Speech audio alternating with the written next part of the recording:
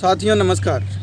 Bihar SSC 10+2 inter level exam date finally declare हो गया है। आज से अगर काउंटिंग करें तो 75 डेज का समय आपके पास बचा हुआ है। अब प्रश्न उठता है कि इन 75 डेज में आपको क्या करना चाहिए, कौन सी स्ट्रेटजी को फॉलो करें ताकि आप अपना एक सीट पक्का कर सकें। तो साथियों, इसी की चर्चा इस वीडियो में हम करेंगे। वीडियो को शुरू से अंत तक ज़रूर देखिए।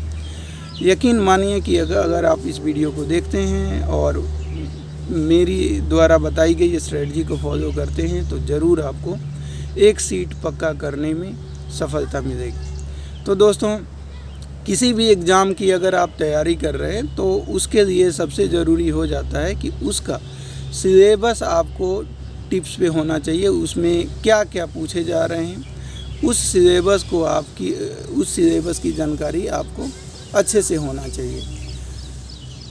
अब हम बिहार एसएससी 10+2 की सिलेबस की बात करें तो आपको पता है कि 50 रीजनिंग क्वेश्चन, 25 मैथ क्वेश्चन पूछे जाने हैं और 25 साइंस क्वेश्चन और 50 जो है आपका करंट अफेयर जीके जीएस से पूछे जाने हैं। ओवरऑल 150 क्वेश्चन पूछे जाएंगे। 2 और 15 मिनट्स का आपको समय मिलेगा।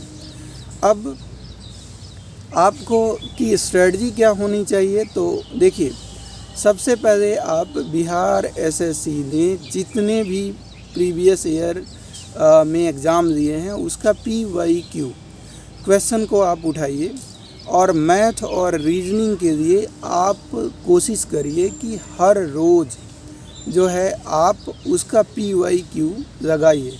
लगाने के बाद अगर उसमें कोई डाउट होता है तो उस पर्टिकुलर रिलेटेड जिस सेक्शन में, जिस चैप्टर में आपके डाउट आ रहे हैं उस चैप्टर को आप यूट्यूब पे ढूंढिए, उस डाउट को क्लियर कीजिए और फिर जो है आप उसको एक सेपरेट नोटबुक में लिखिए। अगला आप मॉक टेस्ट दे रहे होंगे, अगला PYQ लगा रहे होंगे तो उस टाइप के क्वेश्चन आपके गलत नहीं होंगे। साथ ही साथ जो है जितना आप PYQ लगा रहे होंगे आपको कॉन्फिडेंस आएगा, आपको लगेगा कि हाँ, ये क्वेश्चन मुझे नहीं आ रहा था, अब ये क्वेश्चन आने लगे हैं।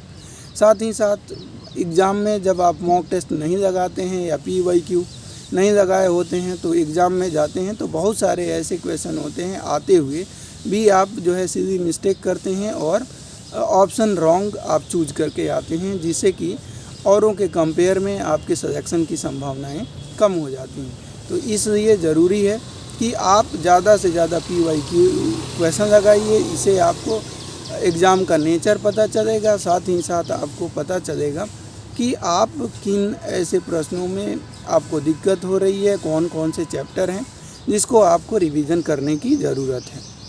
ठीक है, तो ये तो हो गई। आप केवल PYQ की सहायता से आप 50% एग्ज़ाम का जो बैरियर है आप उसको क्रॉस कर जाएंगे और ये एक ऐसा सेक्शन है जहाँ पे आप जो है मैक्सिमम स्कोर खड़ा कर सकते हैं।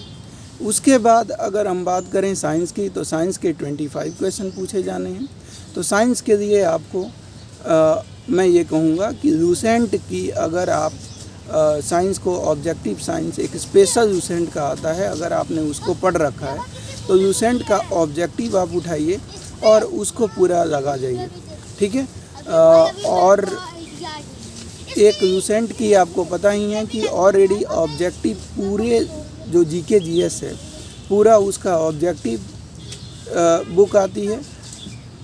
उस बुक को आप जीके जीएस के लिए प्रेफरेंस दीजिए और साथ ही साथ जो स्पीडी की जो मंथली करंट अफेयर्स की जो मैगजीन आती है आप उसको फॉलो कीजिए। बस जीके जीएस में लूसेंट ऑब्जेक्टिव ले लीजिए और स्पीडी करंटली मैगजीन को आप कर लीजिए। यकीन मानिए इससे बाहर आपको कुछ करने की ज़रूरत नहीं है और ये जो है 75 डेज में इतना काम करना पॉसिबल है।